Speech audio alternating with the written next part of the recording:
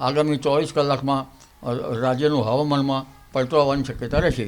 પણ ઉલ્લેખનીય છે કે આ પલટો આવ્યા પછી જ્યારે પશ્ચિમ વિક્ષોભ આવતો હોય છે ત્યારે લઘુત્તમ તાપમાન વધતું હોય છે, જેના કારણે ઠંડી ઓછી થઈ જતી હોય છે અને કદાચ મહત્તમ તાપમાન થોડું ઘટતું હોય છે.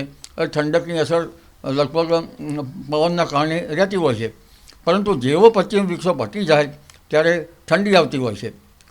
એટલે આ પશ્ચિમ વિક્ષોભની અવધિ લગભગ 3 થી 4 દિવસની હોય છે. મેડિટેરિયન સીમાંથી આ પશ્ચિમ વિક્ષોભ વાદળો સાથે ઉડતા હોય છે, આરબ કન્ટ્રીમાં થઈને આપણે ત્યાં આવતા હોય છે. એટલે મજબૂત પશ્ચિમ વિક્ષોભ આવે તો દેશના ઉત્તરીય પર્વતીય પ્રદેશોમાં ભારે હિમવર્ષા બરફવર્ષા થવાની શક્યતા રહે.